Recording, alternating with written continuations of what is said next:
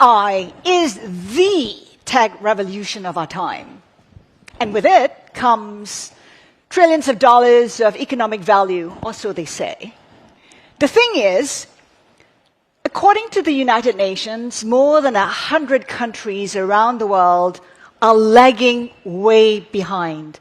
They're not even close to adoption, and many of them are in the global south. The other thing as well is that within the US, 30% of those using the internet are using it at speeds not even fast enough for Zoom. So essentially, billions of people around the world are at risk of being left behind in this AI revolution.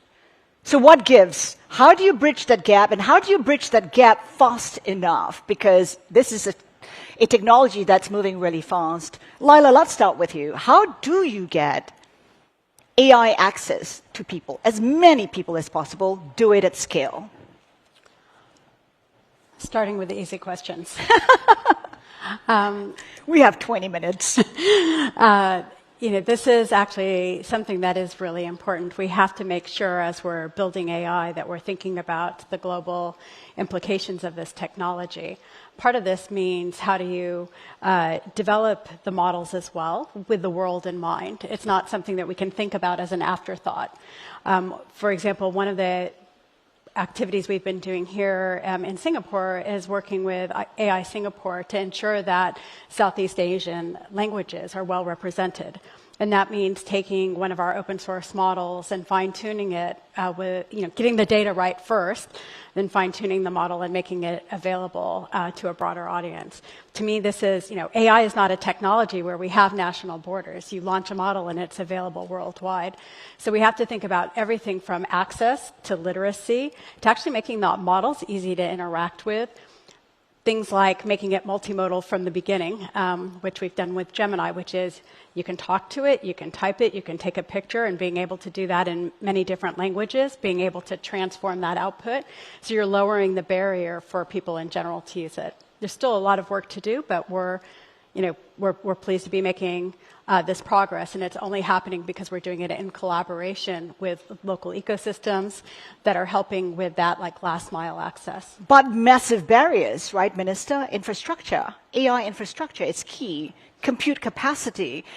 Those things will decide and shape who really gets full access to AI. Well, I think if you characterize it as AI haves and have-nots, very few countries in the world will be able to have all the elements of an AI ecosystem that are desirable, that are good. It's a given, it's a reality. I don't think it's going to change. But I also think we are not without agency. Within each of our own countries, we do have the ability to reshape things. And some of the areas that are worthwhile reshaping in order to be more ready for an AI future is investing in infrastructure, making it happen. You may not be able to do it on your own, but there are organizations like the World Bank, IMF, even the United Nations Development Program that are very alive to this problem and leaning forward to help. At the same time, you also want to think about creating the right conditions for the technology to be used in a responsible way. So at the right time, putting in place guardrails is something that every country can think about doing. But to my mind, the single most important area of intervention, of worthwhile effort, and where you must exercise the most agency is really in developing capabilities. And the capabilities have to be thought of in a holistic way. Capabilities in the workforce, capabilities in enterprises, capabilities within academia, actually even capabilities in AI governance and AI use within government itself. And different kinds of capabilities, entrepreneurial capabilities, engineering capabilities. There is, a whole range of things that need to be built up in order for a country to enable its citizens to benefit from AI and to have the best chance of moving ahead. Will you always get to what the next country is able to achieve? Maybe yes, maybe no, but that shouldn't hold us back from trying. We can try, and it is about access. If you take a look at what we're hearing from the small and medium enterprises, 99% of the GDP in Singapore economy, 70% of the workforce, they're saying that it's just too expensive. The rising cost of GPUs, cloud capacity, we know Google has taken that into consideration. How are you engaging with SMEs to counter the difficulties that they're going through? Well, within Google, DeepMind worked the AI innovation engine for Google products. So one of the things that we really are working on with our colleagues across Google is how do we integrate our AI tools into existing programs. In some ways, I wish we could actually rebrand AI. Like it should, if it's a good feature and it's actually being useful, it's just part of an everyday workflow. So the first step, I think, is like actually getting it integrated and removing that barrier. But there is something about reducing the barrier of like the literacy aspect. And part of this is, it's been quite amazing to see the past few years how many different resources are available in order to be able to use the technology. So one is like just getting it integrated. The second is removing the barriers, as we talked about, in terms of just making the context window, which is the prompt window, larger so that you can input a lot of different information in a natural way. And then the other one is making sure that the users actually have the skill sets to do it. Minister? Well, I think SMEs are a very heterogeneous bunch, and there is no one single way of characterizing them. And in terms of their adoption, likewise, there will be different pathways. I'll tell you a story. It was quite, encouraging for me. This is a little hole in the wall along Killiney Road. They are a small eatery, and I happened to chance upon them one day, and I asked them how business was, and we ended up talking about AI. And they told me something quite unexpected. They said AI has been helping them do better business. I said, how? They said, well, I have to run promotions. And I've been running promotions in the past year. Some are more successful, some are less successful. And as it turns out, I now go to the platform, which has an AI assistant I can use, and I can ask it, based on my past sales record, to tell me which of my past promotions have been more successful. And that has helped me tremendously to plan the next promotion. The point of raising this example is to say that not every single SME is going to have to need its own access to GPUs. In this case, it's not even GPUs, it's just an app that was made available to this little eatery and an AI tool that was made available through it. There will be other SMEs where being able to use a fine-tuned model could be meaningful. If you take the fact that Singapore's GDP still has about 20% contributed by manufacturing, and many of these SMEs perhaps engaged in precision engineering work. We now have an AI Center of Excellence for manufacturing that has recently developed a common model that does predictive maintenance for CNC machines, which many of these SMEs will use. So the point I'm saying is that really there will be different methods of us being able to support the SMEs. Some will come through tools that are made available by bigger platforms. Some will be through efforts that are targeted at the sector, targeted at the kinds of companies in them. I think it's more important that we look at how we can make meaningful differences to how the way the businesses are operated. It is still about leveling the playing field. And there are different options out there. If you take a look at China, it's open source. They say innovation is faster, it's cheaper, and then you have closed. How do you weigh the pros and cons of the two? We understand the concerns over data security, cyber breaches, but there are pros to an open system. Yeah, it's something that we have long history in actually making the technology available from the early days of the research into open source models, whether it's something we call Gemma or even AlphaFold for the scientific community to make it broadly available. We have 190 countries, over 3 million researchers using this to advance a number of fields, whether it's in food security, pollution, dealing with industrial waste, or even understanding diseases to advance therapeutics. And in many ways, that in and of itself is lowering barriers because now it's democratizing access to this information. But we also have to think about every case is different. So this balance of how can we seek the benefits while also managing the risks. And as the large language models and the multimodal models get more capable, this introduces a new level of risk. So when we released AlphaFold, our protein prediction model, we actually sought the outside expertise of scientists, academics, Nobel laureates in this space to say, what are the risks? We've assessed it this way. What do you think? What's the right way to deploy the technology? So it's kind of on a case-by-case basis. As AI gets more general and capable, this is something, though, that we're doing extra testing. So we've just released today Gemini 3, which is not only our state-of-the-art most advanced model, but also the most tested. And I think that's part of the pace of the technology right now because we still have issues with factuality, reasoning, understanding the context. These are things that are not going to be solved right away. So it's this balance of how do you make sure the technology is available so people can build off of it, they can advance their businesses, their economic opportunity, learning, et cetera, while still managing the risks. I think if we are talking about widespread adoption, having access to open models are very important.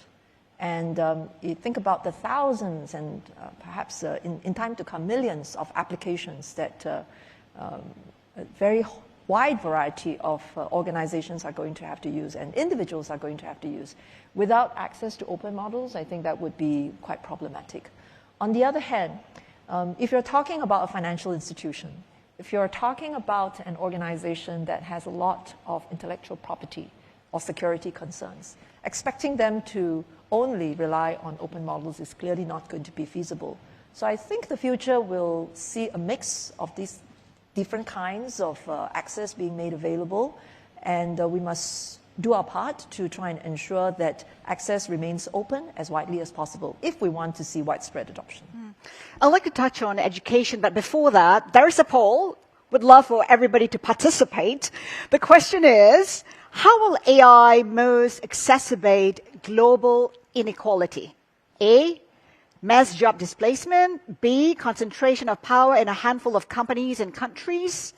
C, insatiable demand for energy. And D, widening capability gap between advanced and developing economies. While you decide on your choice, let's talk about education. You know, Minister, we talk about how you must prepare the next generation. How are you thinking about the possibility of the elite institutions, the wealthy countries, being the next, I guess, source of AI talent? Is there a risk of that happening? Well, there's definitely going to be competition to try and get as much of an advantage as possible in terms of raising the quality of human capital in each of our countries, and I don't think you can stop anyone from doing that. This sort of effort will take place with or without anyone, putting a stop to it or trying to boost it.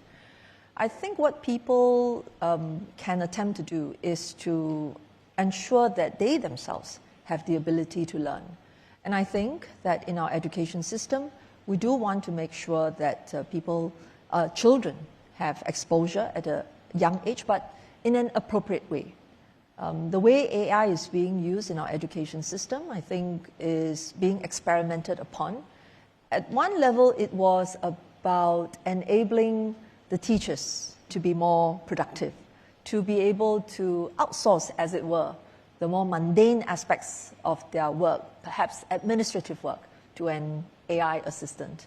That is not in and of itself harmful, but it also kind of misses the point of using AI for education. The great value of AI is in personalizing learning in a way that attends to the unique strengths and shortcomings of every learner, and trying to find ways to enable them to achieve better learning outcomes. So I'm very glad to say that my colleague, the Minister for Education, and I have had deep conversations about this, and our Ministry of Education is looking at it not just as a way to support teachers, but more as a way to support learning. And that is the direction I think we all should try and move towards. Now, is it something that every education system is able to do?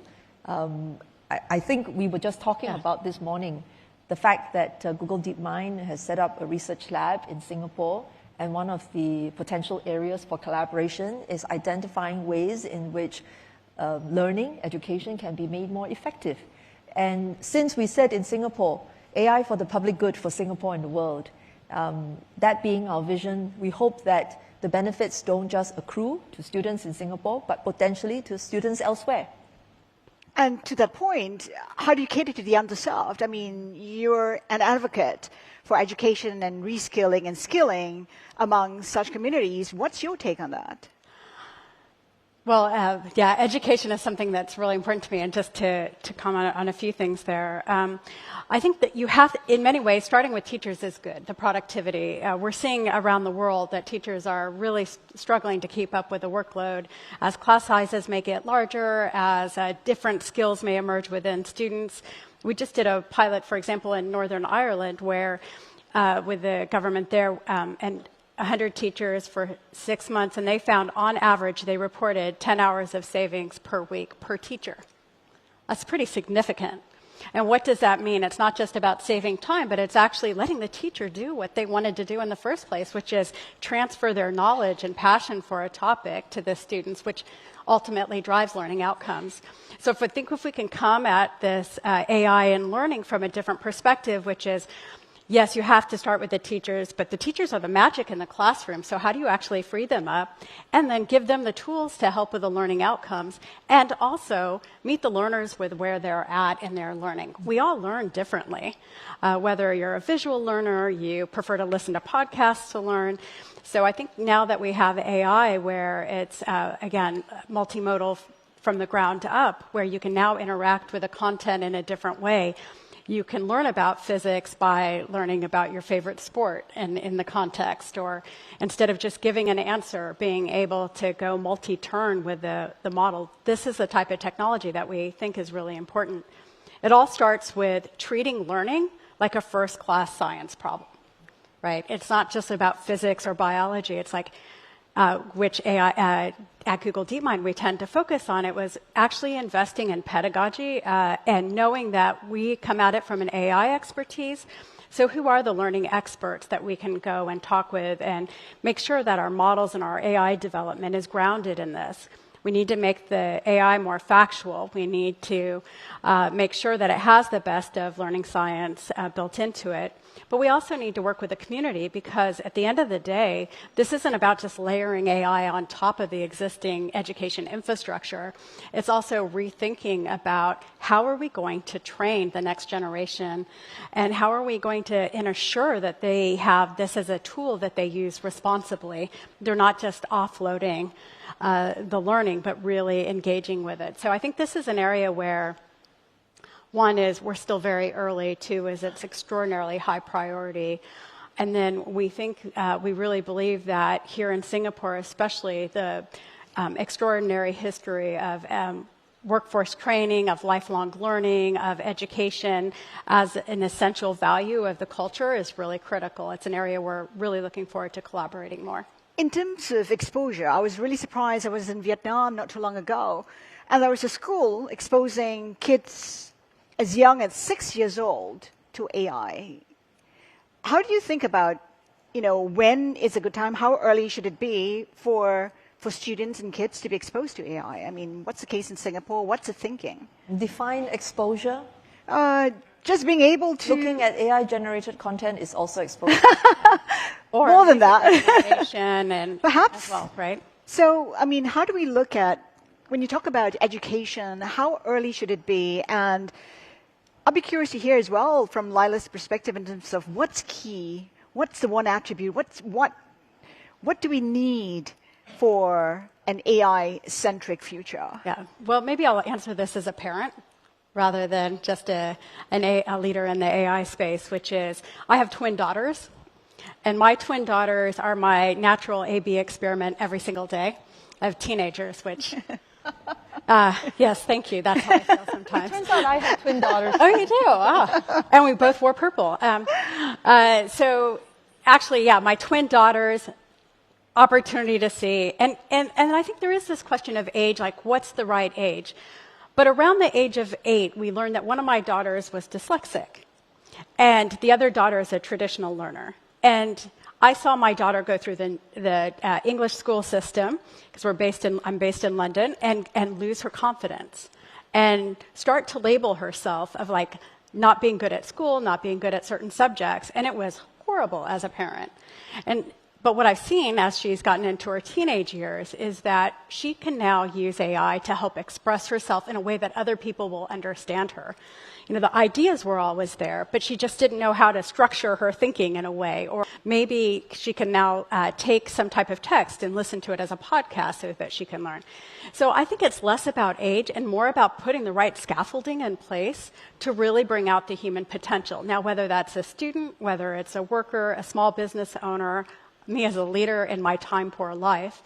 But I think this kind of gets back to like, how are we not just about the access, but being able to provide the right infrastructure and maximizing what we can have to offer into the world?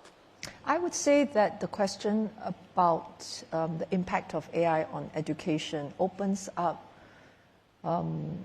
so many unanswered, themes. For example, a very central objective of education is to enable people to earn a living by performing tasks that they are trained for. We do that in schools, and even after a person leaves schools, we have continuing education and training.